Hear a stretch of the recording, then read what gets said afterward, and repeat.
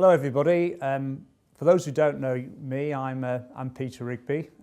I think I was supposed to be somewhat of a live keynote speaker for today. I'm still a keynote speaker, I hope, and I'm still alive, but I'm not actually at the event, and I'm very sorry that I'm not, because when initially Rory and I spoke about this, it seemed a great idea, and it is a great idea, and I'd love to be there, but we're having to take advantage of modern IT, and I'm sure that'll do a great job, and for this to be a remote interview, but hopefully it'll be interesting nonetheless. So hopefully next year, but for now the questions will be all done via videotape. Peter, thanks for joining us today for this discussion. Let's start with technology, and let's think about the way in which technology has just disrupted so much of media. Now, events, live events seem to have survived the storm pretty well. But what are you doing at Informa to really position the group so you're going to be a winner from technology as opposed to a loser? Do you know, it's an interesting thing. I think that to some extent technology has been a boost for Informa, which, you know, if we speak about the business as a whole, being able to deliver information digitally to market using digital means and social media has been a big change, and we're very fortunate at Informa in the sense that we haven't had to try to replace advertising revenue like traditional B2B magazines have had to. So I think if you own the content, then you're in a pretty good position, and similarly we have been. Also, I think if you're in the professional and if you like the B2B, the corporate market, where you're a niche event player or a niche publisher, it's easier than if you're in the consumer market. I think the consumer market with digitisation and copying, you know, has been quite a challenge for book publishers, and certainly for the music and for the film world, and in many ways quite damaging for the music and the film world. And I think the consumer book market has to watch that very carefully, or they'll tend to be disintermediated. In terms of events specifically, and people that are interested in that today, I think that in a way there's so much of work done sitting in front of a screen, from morning till night, and probably through the night on Saturdays and Sundays sometimes, because it's so easy to pick up your iPad or your laptop or go to look at your emails, that people actually quite like getting out of the office. I think they like meeting people and speaking personally to people rather than through texting or through social media or for emailing, that the actual ability to go to a training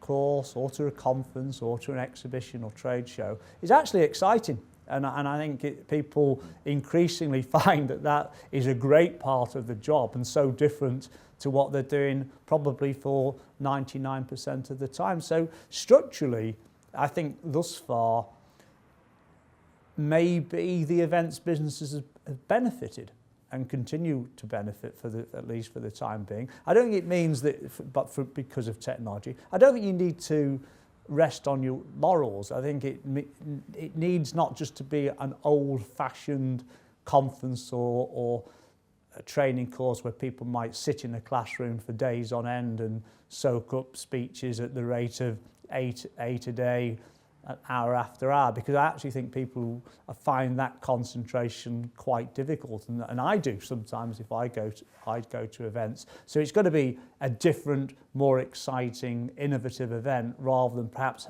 as it was in the past, because younger people expect something different these days. You're absolutely right about face-to-face and the networking and everything that will continue to bring to events.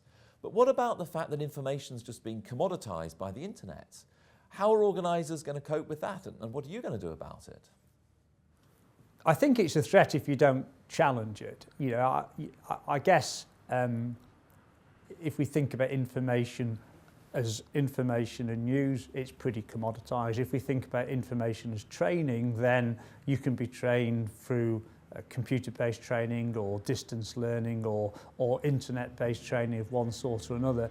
But in practice, I think if you've got something that's unique and interesting, then you've got something that you can attract people to the conference or the training course or whatever the event happens to be. So I think there's an emphasis on having speakers who can deliver something that's slightly different, how the event can be more interactive, which I don't think you get on flat-based information. So yes, there's an information exchange, but it can be challenged. You know, if we were doing this in a different way today rather than me being filmed in my office, then I'd like to think there'll be some very interesting questions from people off the floor which people could then relate to and say, oh, that's an interesting point, I'd like to expand on that. And you're trying to do it with me, but it's quite flat.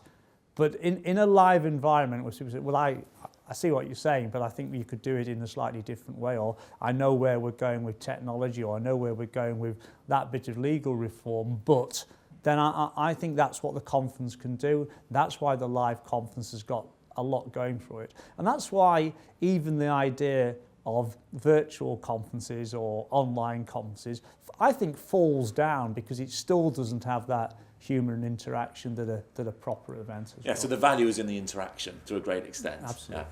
So could you point to maybe a really innovative event, or what would you say is the most innovative approach that you have in the group or that you've seen to spark people's thinking about how to create some of this value that you're talking about? Well, I've got to be careful not to give away too many Informa trade secrets. No, we want to have some of your secrets, please. Come on. But I think there's been everybody's had to adapt from when many of the people in the room today first went to a conference or first organised a conference. I remember that you used to send out 50,000 pieces of mail, direct mail, maybe get, as a result of that, 300 or 400 delegates over 2 days. And as I said earlier on, you'd kick off in the morning, have a cup of coffee, have three presentations, another cup of coffee, another 2 presentations, wine and gin and tonic lunches, etc., etc. And and then 2 days or 3 days of that's gone. I think the modern event it started to evolve with streaming, so large sessions to kick off, then streaming, breakout sessions, etc., etc. It started to attract sponsors, and the event started to attract sponsors and exhibitors, which didn't exist probably 20, 25 years ago either, but now are part and parcel of many events. But I think now you see almost a fusion of publishing and information. You see with events, with trade shows and exhibitions. Increasingly, you want your event, if it possibly can, to be the market leading event, so it doesn't die on the vine at the end of one show and never comes back again, or there's lots of competition that tend to detract from it. You want to have, if it's a trade show, you want to have lots of conferences around it. So you drag in people who are interested in information, but also interested in the trade show. And it used to be that people either went to a trade show because that was what they were interested in, or went to a conference. Now I think you can fuse the two together. So I think that some of the most innovative are where you work very hard on networking. You use IT to help you on networking. I mean, I think it's quite hard to stick your hand up in an event or any sort of meeting and ask a question. Some people are scared stiff of doing that. But you know, with a BlackBerry and with the ability to text the chairman while the event's going on, before the event, through some sort of social media, to ask a question, to have a panel who can actually take those live, who may be able to change the event as it's actually taking place, so people's issues are being dealt with rather than the event dealing with the issue that they think is appropriate. All of that's the modern way of approaching it. So it's a completely different. It's interactive. It's networking. It incorporates conferences and training and exhibitions, maybe with some publishing as well. And it isn't boring. You know, maybe you have to have events that are in the evening. Maybe you have to have more social interaction. Maybe there has to be drinks-related events or karaoke related events or whatever's a bit clever, but it's innovative. And remember, we're dealing with a much younger group who want to come to conferences, not the group that were coming 20 years ago. So the younger market has got different aspirations and different ways of doing businesses. We've been talking a lot about the user experience and how that's changing. But what do you really see it as being in 5 years' time, and how different will that be from today? A conference is such a different animal now than it was 5 or 10 years ago, and I think that'll continue to evolve. I actually think, and maybe I'm biased in saying this, that the conference will still exist and that it won't be structurally changed. There won't be this, there won't be any conference anymore and there won't be any classroom type training anymore. I don't believe that. I think there will, but I think it might look completely different than it looks today. We've got a lot of attendees here today who are thinking about their businesses and how they can get growth and improve profitability over the coming years. You're running a major group. What 3 pieces of advice would you give everyone here today to help them position themselves for the future?